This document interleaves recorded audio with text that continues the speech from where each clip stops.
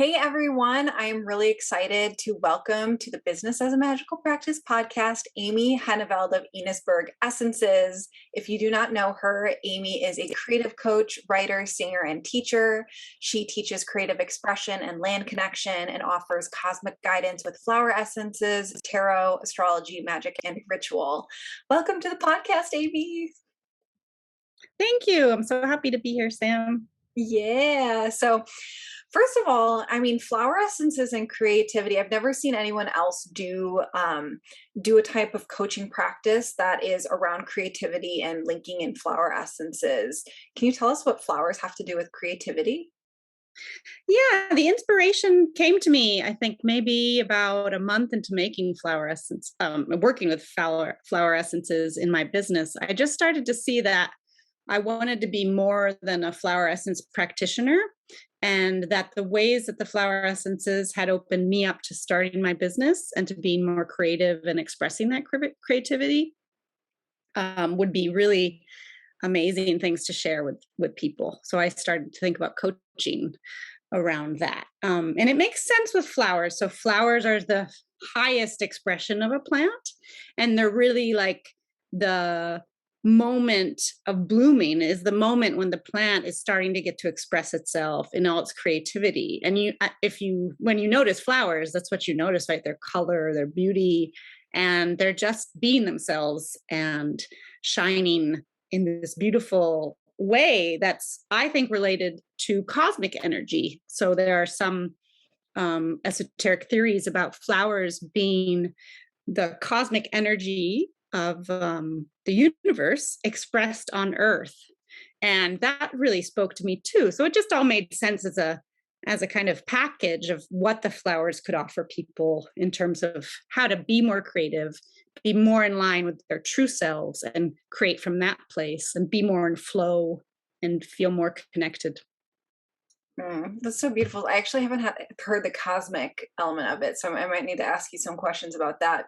But one thing that always struck me about flowers, or the big metaphor I've found with flowers, is because my husband does a lot of farming, and so he does a ton of growing, and there are different plants that you have to pick the fruit or you have to pick the flowers in order to help the signal to the plant to put out more flowers or to put out more fruit. And I always thought that was such a great metaphor to different ideas or different, especially, like, I consider myself a writer, and when I start writing more and posting more and all of that, it feels like I'm picking flowers so that it's causing my brain to create more flowers.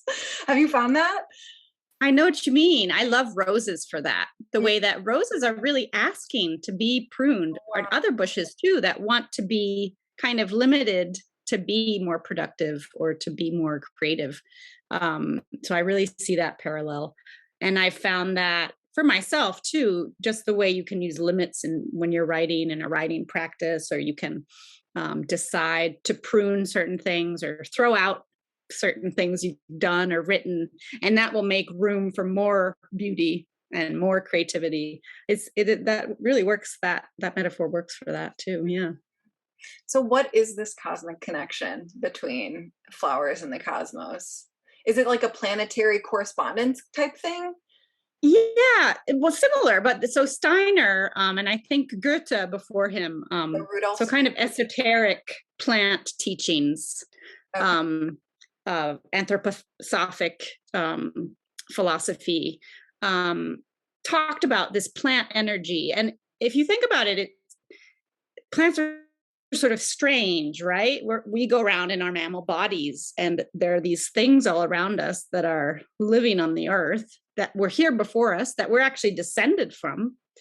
And it's like, where did they come from? How did they get here? And they're growing in certain ways, and there's a lot of diversity, and some have flowers, some don't.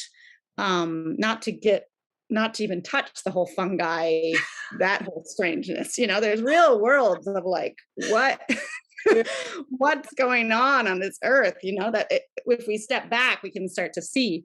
And I think that's where some of these theories come from, of trying to understand plant energy on the earth and what it's expressing and what it's helping us with too. I think that's always a part Mhm. of these theories too, is that how they, we're also ingesting them, digesting them. They're a part of our bodies.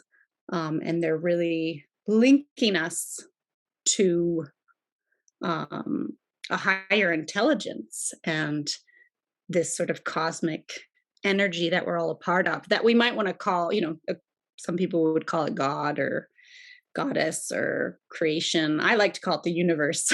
Yeah, me too. But there's this other intelligence out there that the plants sort of help us access and are the expression of. And I think the way a lot of flowers look like stars, that's really interesting too. You might have noticed, Mhm. like borage or they're very star shaped in the way they're formed. I see that also as a reflection with the stars and the planets. Hmm. Well, it's interesting what you were just saying about because we have these legs that can walk around. It again as a marketer, I'm thinking about, okay, so many people, what they want from their business is to just be where they are and attract. And it seems that that's essentially what flowers have evolved to do, because they don't have legs like we do. They just have to be where they are and attract things to them in their various ways. So it seems like through learning from flowers, we can actually aid attraction marketing principles.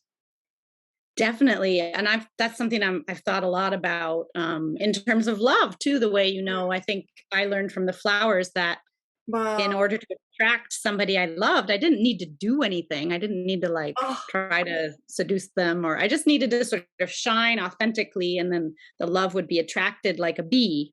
I did a series of posts actually around that idea of like attracting things like bees. And I think in the same way, you can take that as a business principle. And hey, well, it's kind of interesting because bees have always been associated with money and wealth too, right? oh, that's so true. Yeah, so sorry. All the metaphors here today are rich. Yeah. Yes, and plants, they do that. And then you kind of get caught up in this like everything becomes a plant metaphor. It's beautiful. I like it. I love that. So I would really love to hear your story of how plants changed your life, because that's like a headline on your website of how plants change your life, and it's really juicy. So I want to hear that story. Yeah, so the way I start to think about it, well, there are different steps in it, but one part that really stands out for me is when I contracted Lyme's disease. So this was 2011. So a while before I started consciously communicating with plants. But at the time, I had what's considered a very advanced uh, Lyme symptom of a swollen joint. And I was living in Geneva at the time, Switzerland, and couldn't really find any um, explanation for it at first. So went to the doctors and they told me, well, this is Lyme. And not only is this is Lyme from America. And I knew exactly where it was I'd contracted it. It's the land I now live on. And I had this vision a ways into my illness of when I think I got bitten. And I remember I was taking a walk through the grass in shorts and bare feet, which of course now I never do, in an area where I knew the deer came. And I think that's where I got the bite from the tick. So I got this sort of land illness, this illness from the deer. I felt like from the land, and the way I decided to treat it. So I did the traditional antibiotic therapies that were recommended, and I also said, well, I want to look at what the plant remedies are. So I was enough in touch with plants at that point that I knew I wanted to do something about it. And the two remedies I found were garlic and echinacea. And I took those for 3 months, 8 tons of garlic, like 3 to 6 cloves a day. And that's when I felt that's what I feel like really healed me, was this sort of reaching towards the plants for healing for a sickness that was given to me by the land. And then as I worked through the process of Lyme, I also did a lot of body work and understanding what it was doing for me in my body, what was allowing me to express that, the kind of looking for the gift of the illness.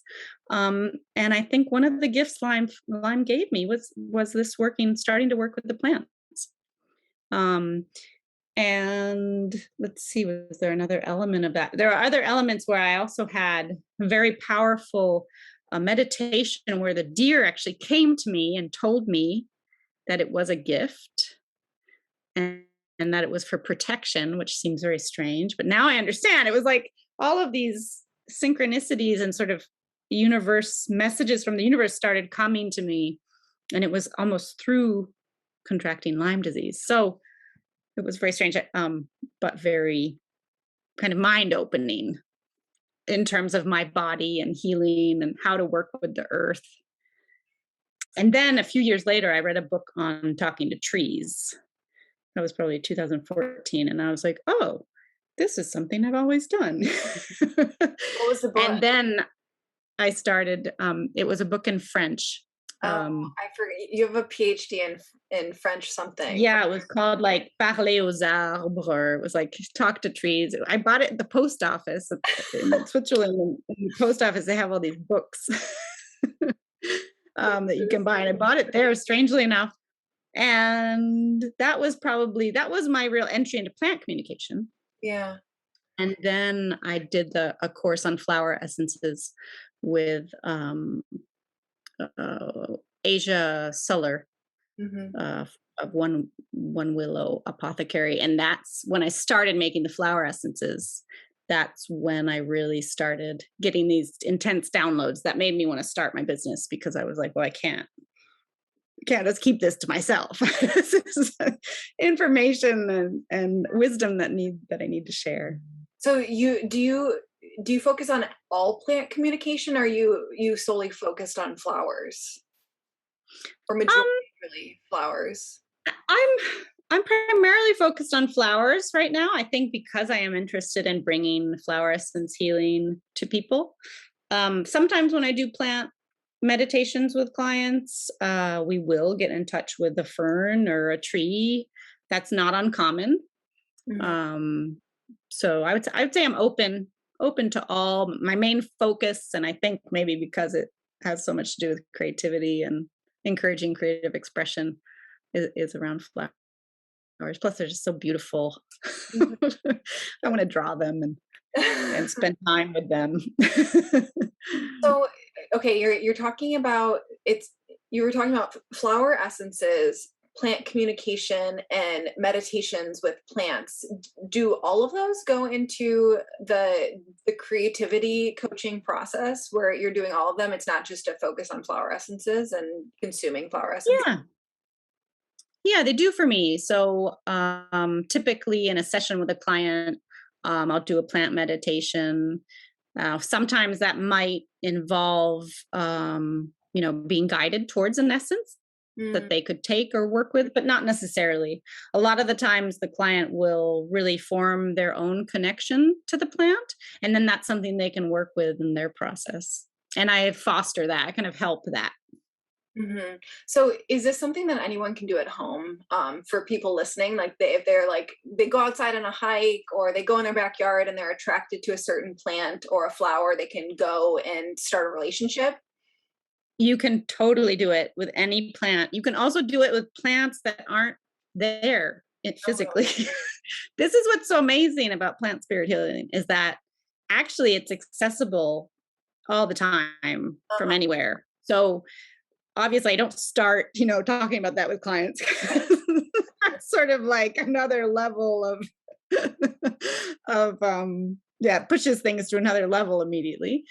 So I start with plants that either the person has a history with, a memory of, or a present relationship to. So maybe a plant that they have in the house or in their garden that they're interested in connecting to. Usually our plant allies are quite present in our lives and have been for quite a while. So usually people aren't surprised by the plant that'll show up for them.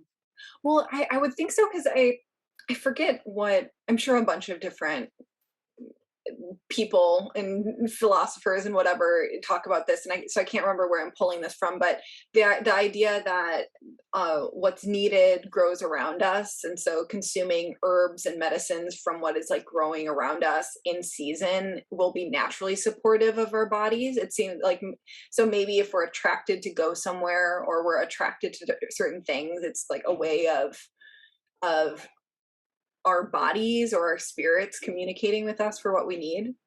Do you find that's true? Definitely. Yeah. Yes, yes, definitely true, on lots of levels. So I think that's true healing wise Mm. too. Speaking of Lyme again, I Yeah. find it so interesting that now one of the most common remedies for Lyme is actually Japanese knotweed, which is an invasive all over the East Coast, and everybody wants to get rid of. It's actually the medicine for this Lyme's disease, which is also exploding. So I think there's often those parallels. And like, I know I was just thinking about this today. I had a tomato from my garden and I just had this feeling of like, this is the right kind of food for me to be eating. I grew this right next to my house.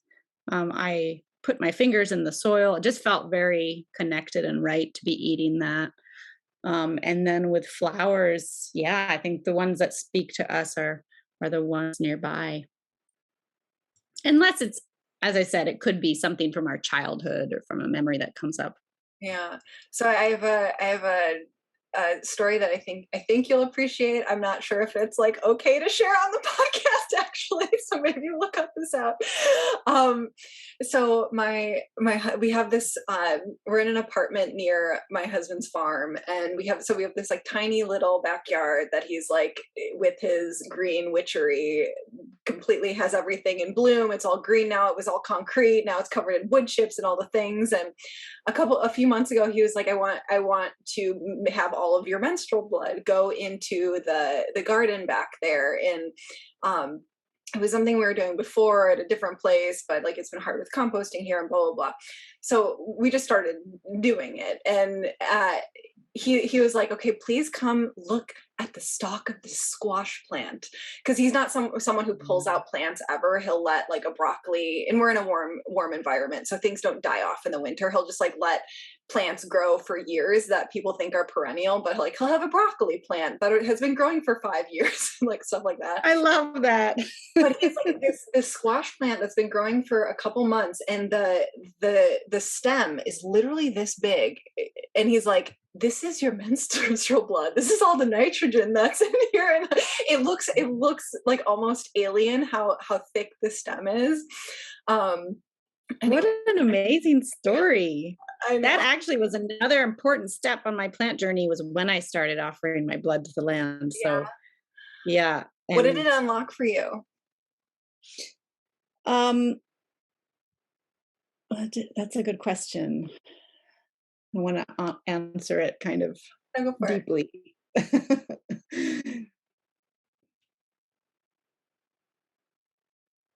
I think it just solidified my sense of connection and this idea that our bodies are the earth, Mhm. that we're not at all separate. I feel like we've talked about this before. Yeah.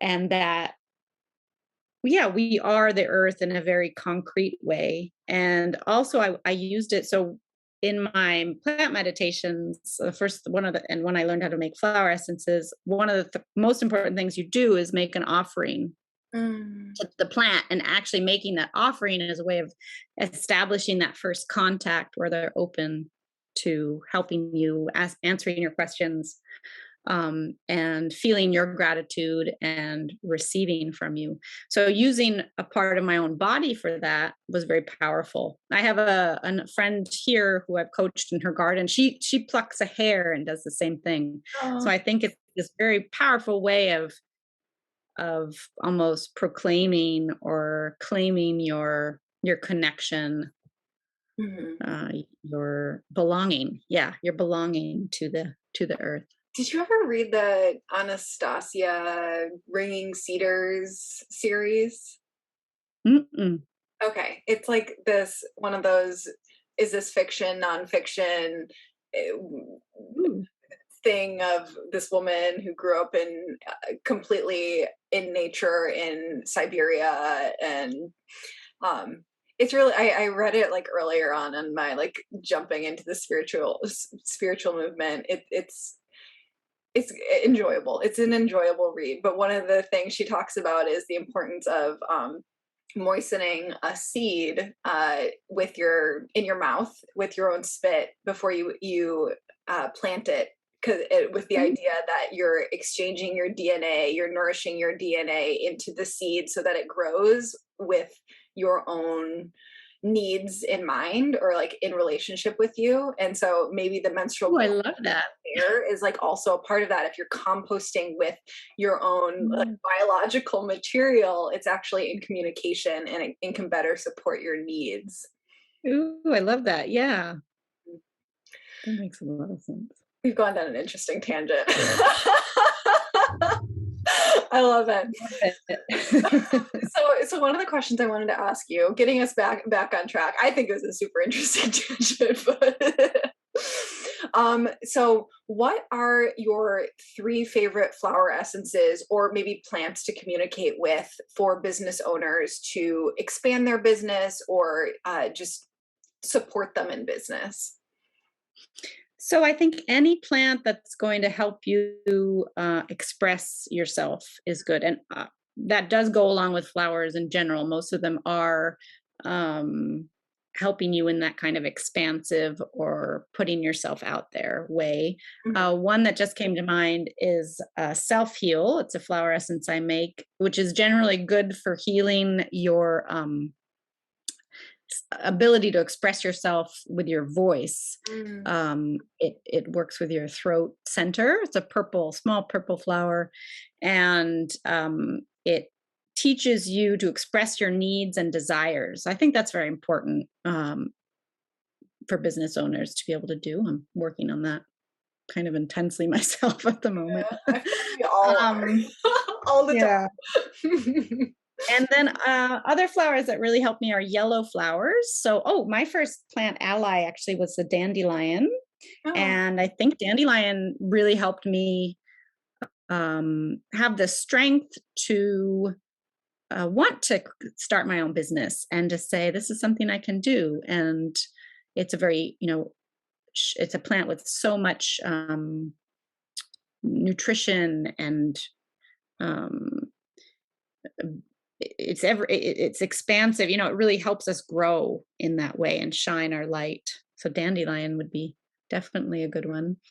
Oh, and then the other one I thought of was a plant called Star of Bethlehem, Hmm. which I used a lot in the first stages of my business too.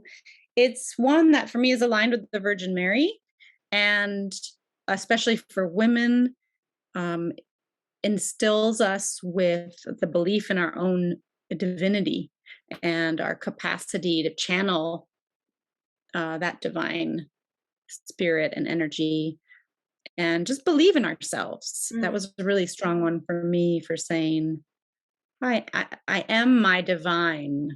Sometimes the flowers, the essences give me, or usually they give me a little poem or kind of No. a mantra. Uh-huh. And that was the one for Star of Bethlehem, was I am my divine. Wow. And that's one that a lot of other, I think that's in the original Bach flower essence remedy line, Hmm. Star of Bethlehem. It's one that's been worked with quite a bit as an essence, and is a beautiful one. Hmm. Are there any flower essences that help with time? Like in managing time, or just like juggling a bunch of things? Funnily enough, the herb thyme came to me with that message. It was so funny. I remember when I made it, I thought, because sometimes they'll have a sense of like what the meaning or message is going to be before I make it. And with time, I was like, oh, wouldn't it be funny if it was all about time? Oh my gosh. And I made it, and then I did the meditation, and I was like, oh, it is going to be all about time. And time did really help me. Yeah, just with feeling like I have enough time. Um, I am in control of my time. Feel patient with myself around time, and not feel pressed or hurried or under pressure. That is a good one. Yeah. I want that one. Always. I should send you some. No. Actually, I think it would really suit you. Now that Yeah. I, It seems like yeah, a Virgo plant.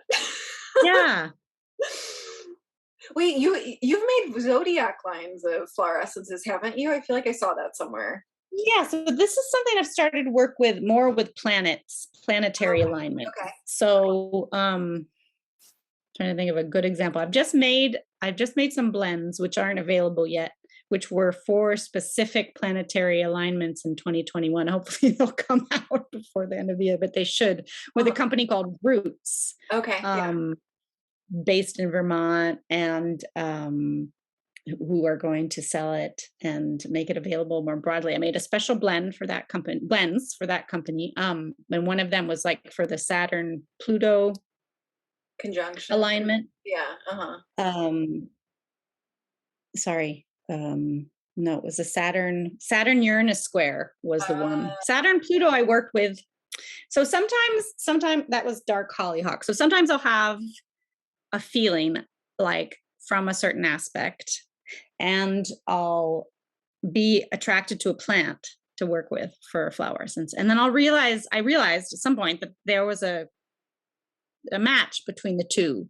So I'd be feeling a certain transit and being called by a plant. And I was like, oh, hey, wait, maybe this plant, the flower, is a response to the transit. So I started having those experiences, and I made one for a Saturn Pluto conjunction, and I made a blend, which is with more than one, for the Saturn square Uranus this year. Also, I made a Mercury retrograde one, which Yeah, will I was be about coming to out. ask. I was like, she's got to have a Mercury retrograde one. Yeah, What is that that one? was also a blend.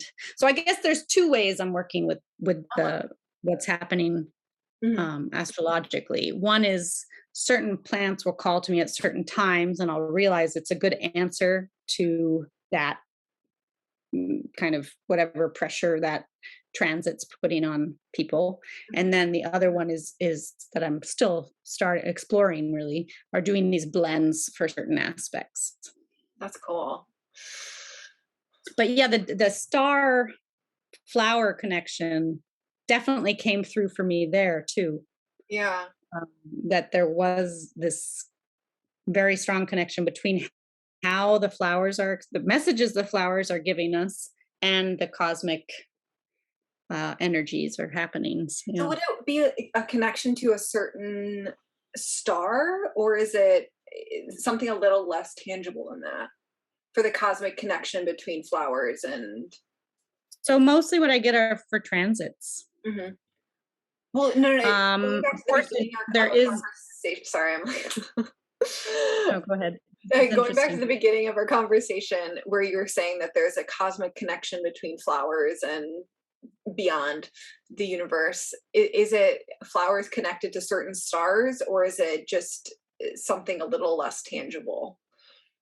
For me, it's less tangible. Hmm. So the stars express, I'll try to say this in a way that makes sense. The stars express a cosmic truth Okay.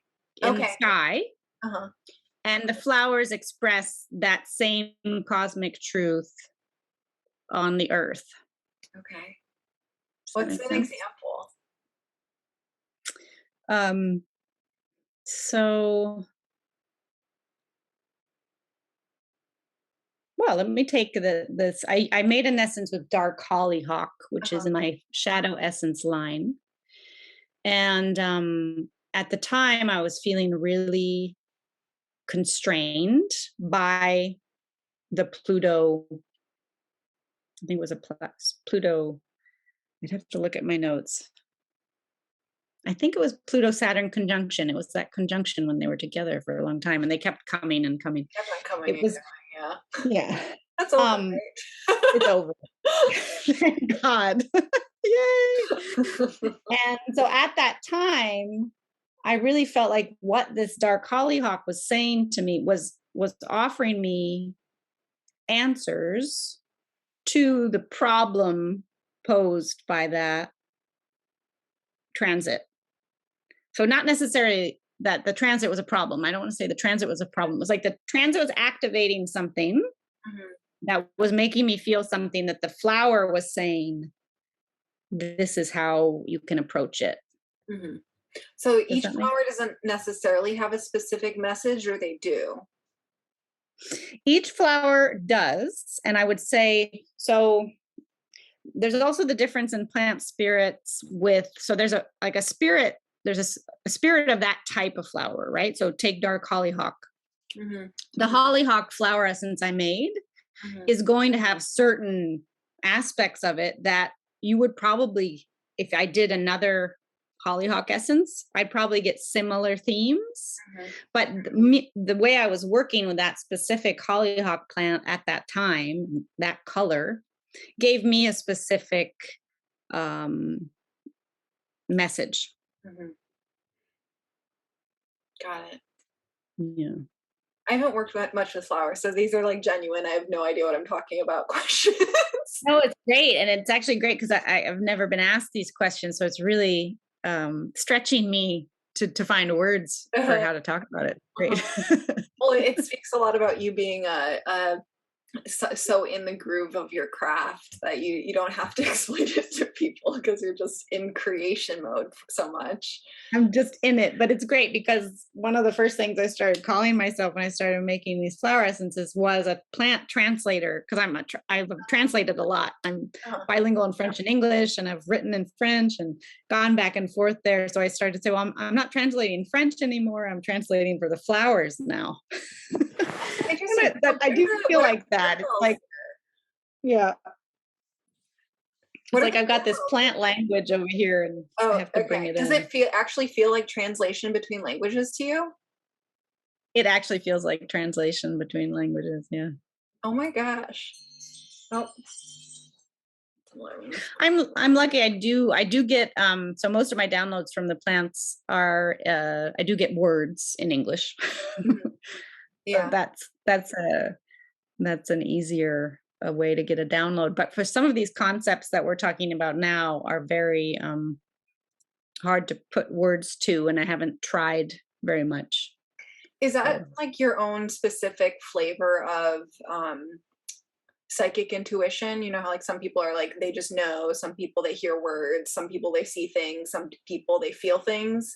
Or is it do flowers express in words often for people? that's a good question. So I've for a while known that I'm clairaudient. Hmm. So I don't just hear plants speak, I hear spirits, I hear other things, animals. I get the words, I hear it. So that I knew before I started communicating with plants. And I do think everybody's a little different. Like some clients that I'll work with, they'll get more of a feeling or more of an image, um, or even a smell. They'll get other bodily sensations that they're more sensitive to. Hmm. Okay. And I think that does vary. But I do think we are all capable of being an intuitive resonance with plants. Yeah. That I've always been jealous of people that are clairaudient. I'm like, that's such a cool one. Like I'm definitely one who like I just know. Like it's just I know things or like when I'm writing Mm. and it's just like will channel writing. But I always felt that the audient one. So I was kind of asking for like, oh, if I work with flowers.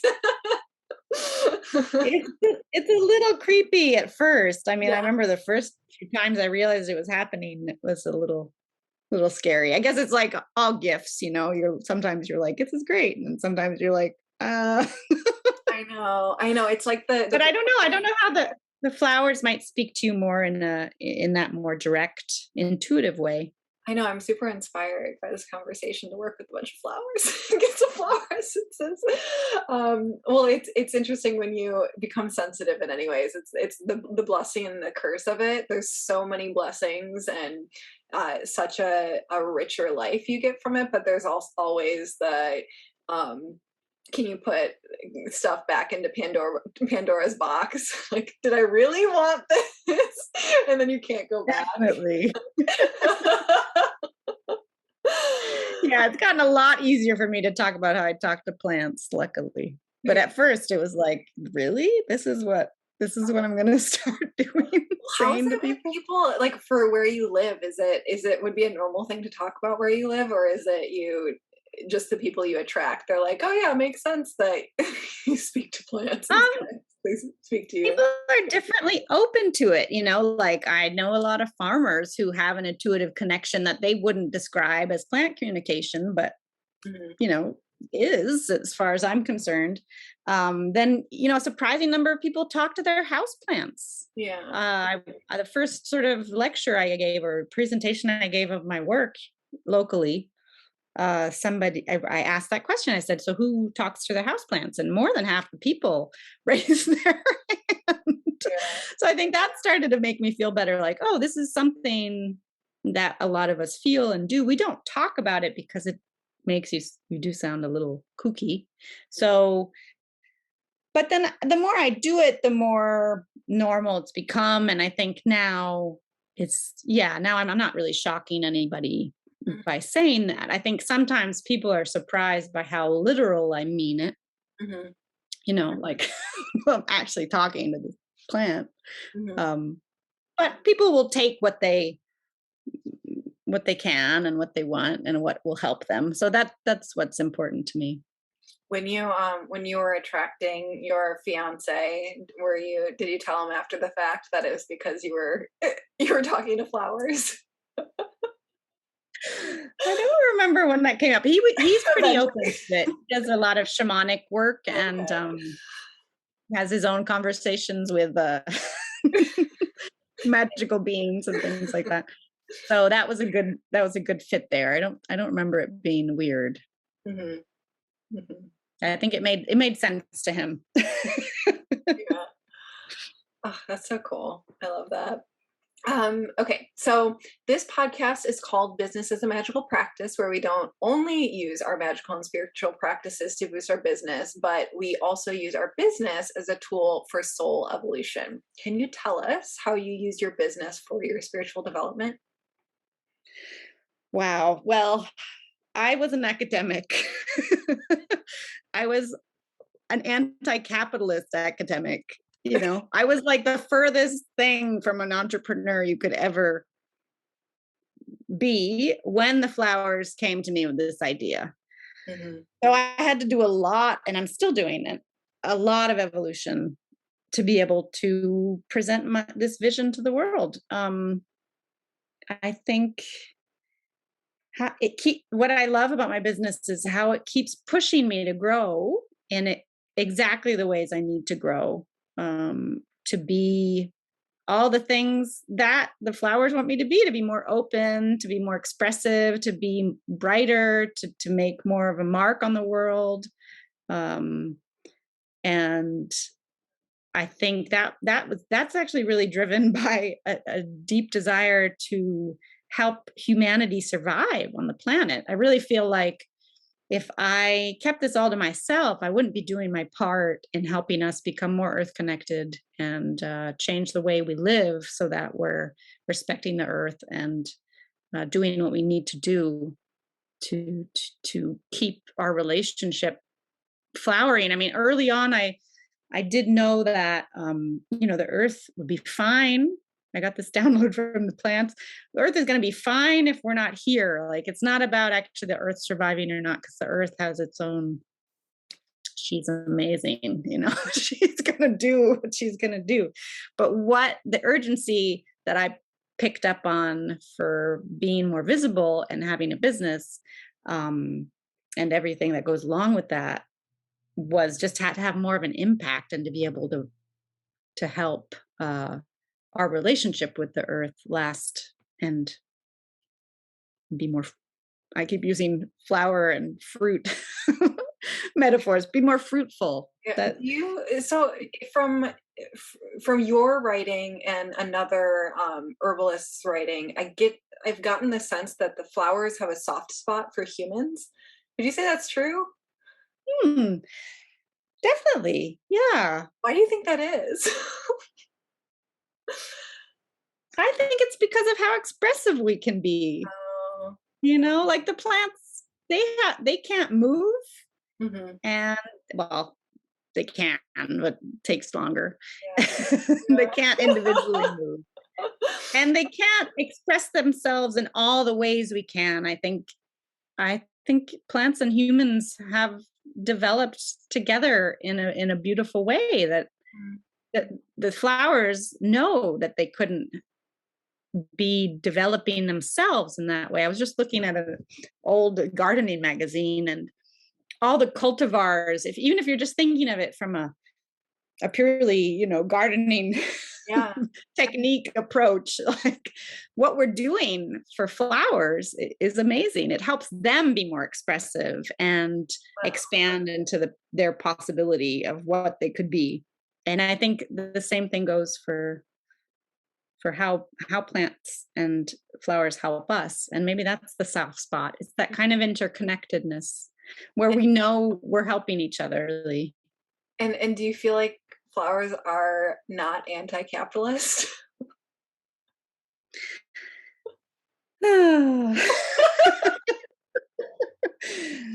I I'm pulling from you said earlier that before working yeah. with flowers, you were on like this anti-capitalist academic bent. So it sounds Yeah. like have they taken you away from that? They haven't. I think what they've taught me is just like work with what's there, right? So, I mean, me as an academic going against the system, I wasn't gonna do any. I mean, what do you do? What change do you make doing that? Who reads you? Like who cares what you're doing in your ivory tower?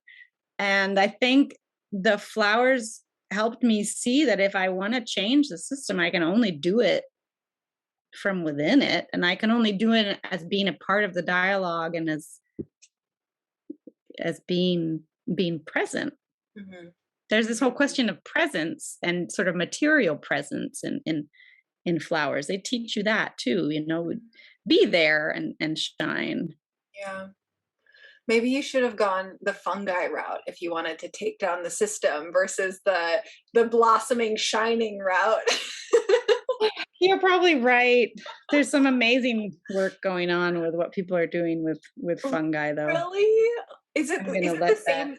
same? Just a quick question for that. Is it the same sort of route of or fungi communication with it? Yeah.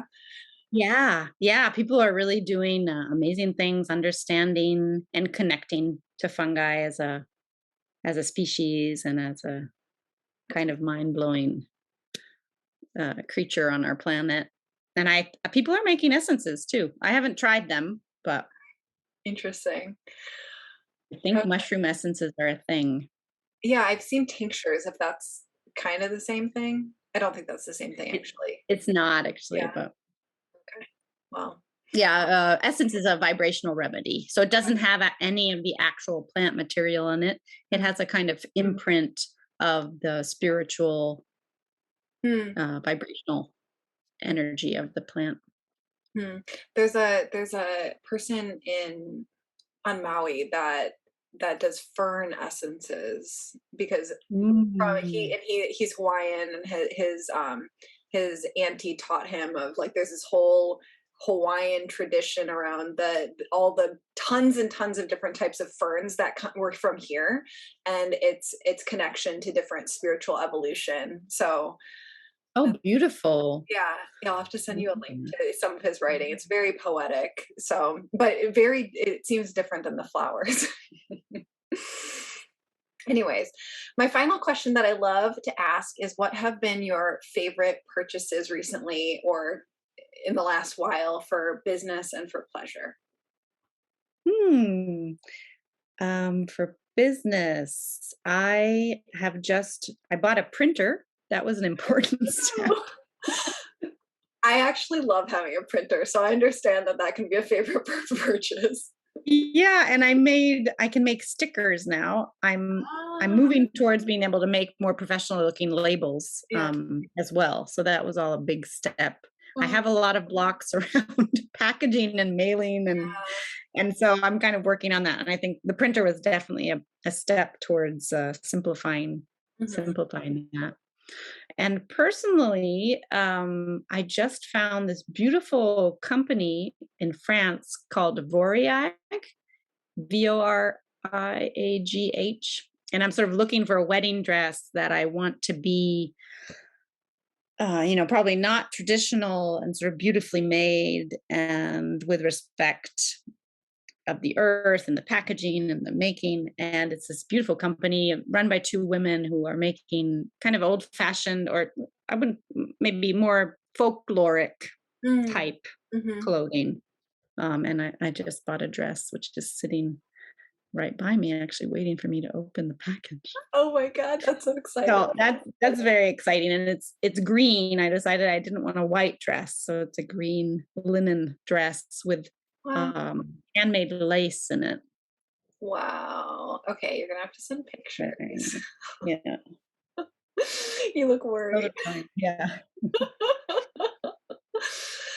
Oh, well, thank you so much, Amy. This was so fun. I learned so much. yeah. Actually, yeah, it went places I didn't think it would go. It was wonderful. Same with me. Thanks for the question. Do you have any final message for everyone listening? Just keep listening to the flowers, Mm, however you can, and see what they're reaching out to you about. awesome. Thank you so much. Bye, everyone.